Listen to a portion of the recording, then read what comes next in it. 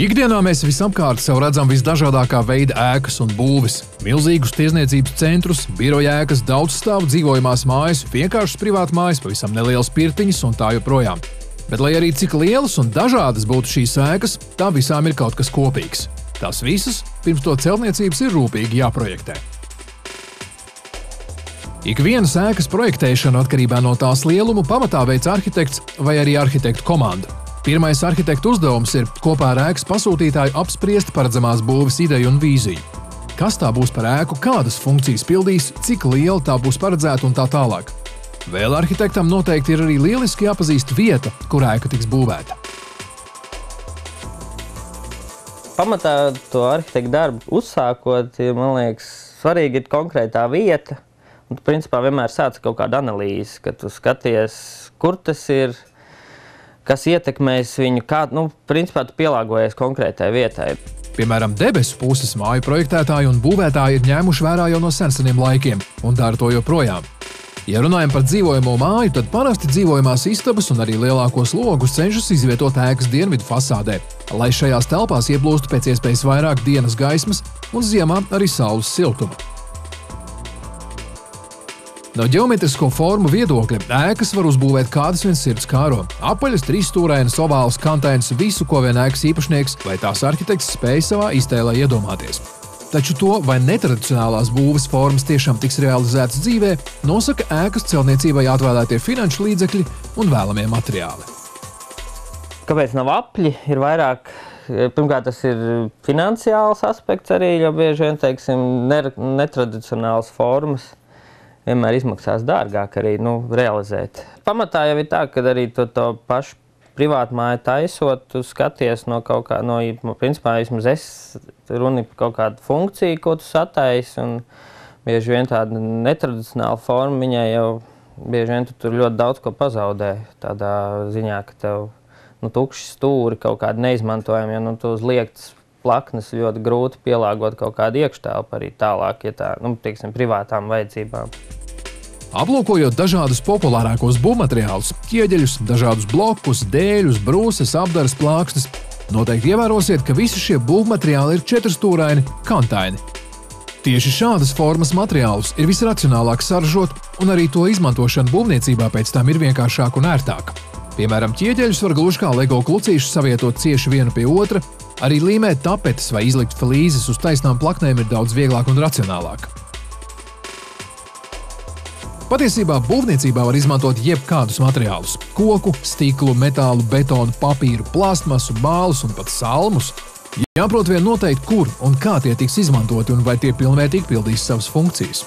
Tāpēc ar arhitektu pūlēm vien ēkas projekts netop gatavs. Viņam noteikti talkā nāk arī būvkonstruktors, kurš projektā redzot plānotās ēkas izmērus, varēs izrēķināt un pateikt, cik, piemēram, garām jābūt griestu sijām, cik biezām jābūt sienām, cik platiem jābūt pamatiem un kādai jāizskatās jumta seguma nesošajai konstrukcijai. Tas viss tiek izrēķināts, ņemot vērā dažādu būvmateriālu izturību un fizikālās īpašības. Pielietot mēs varam faktiski jebko, tikai mums ir jāprot izrēķināt, kā tieši to pielietot. Tā ir tā pati fizika, kas ir kaut kādam konkrētam svaram, ir kaut kāds spēks, ko viņš spiež lejā. Un tad rēķinoties ar to, ka tu aprēķini, kas tev būs, kāds ir pārsegums, kāds ir jumts, kāda būs laikapstākļi, kas ir Latvijā, teiksim, konkrēti, ir jāpieņem normatīvā, kad var gadīties, ka ir, teiksim, šoziem ir tik daudz sniegu uz jumtu, un lai nerodās situācija, ka, teiksim, tā māja nenoturēsies. Un tad, kad tu tiek rēķināti šādas konstrukcijas, šis visi aspekti tiek ņemt vērā. Un tad tu zini, ka, plus tas nav tā, ka tu pats tagad izdomāji un tagad aprēķināji un viss, bet pirmkārt ir šie normatīvi, pēc kuriem balstās visas būvvaldes un tās institūcijas, kas saskaņo tev, ļauj to vispār būvēt. Būvniecībā noteiktos normatīvus ir jāievēro tāpēc, lai ēkas būtu uzceltas pareizi, un tās vēlāk nevarētu vienkārši sabrukt. Ja mēs, piemēram, uz vāja koka karkasu uzliksim lielu, smagu daksteņu jumtu un vēl ziemā uzsniegs bieza sniega sega, koka konstrukcija var vienkārši neizturēt slodzi. Vai arī smagu ķieģeļu māju uzbūvējot uz šauriem pamatiem bez metāla stiegrām pa vidu, pamati salūzīs un mājas sienas saplaisās. Pavisam vienkārši skaidrojot, ēkām pamati vajadzīgi tamdēļ, lai tās neiegrimtu zemē, būtu pasargātas no zemē esošā mitruma, kā arī lai neļautu ziemas salam piekļūt mājai no apakšas.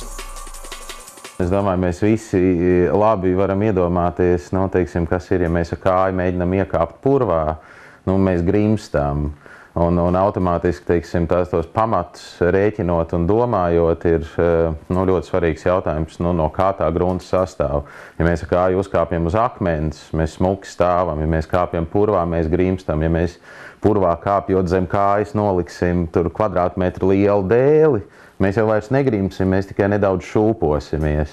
Un tāpat tās ir ar to pamatu izvēli, un kāpēc viņi arī ir vajadzīgi, ir būtībā ēkām ir tie grunts apstākļi, principā. Un otrs jautājums vēl ir tas, arī, teiksim, ja tie grunts apstākļi ļoti labi, tad ir, ūdenim ir tāda tendence pa kapilāriem sūkties uz augšu. Ja mēs nekādu nenodalīsim pašu to koku ēku, neuzliksim uz tiem akmens bluķiem, principā, tad tā koka māja ļoti ātri sabojāsies, jo ūdens sūksies uz augšu. Principā tie ir vēl tāds, divas lietas, kas ir ļoti būtiskas pie pamata izvēles.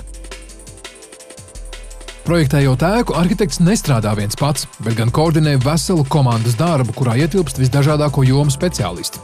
Būvkonstruktori, ūdensapgādes, siltumtehnikas, elektroapgādes, telekomunikāciju inženieri un tā joprojām. Un jo vairāk arhitekts visās iepriekš minētajās jomās orientējas, jo efektīvāk iespējams uzprojektēt ēku.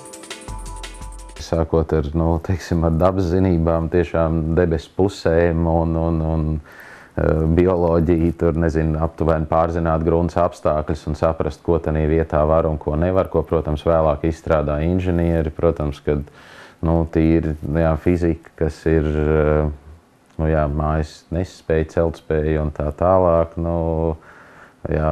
gaisa plūsmas, gaismas, ūdeņi kanāli. Ja tādu nosaukt tieši priekšmetus, kuri laikam nevarēšu, bet tas kopums ir ļoti liels.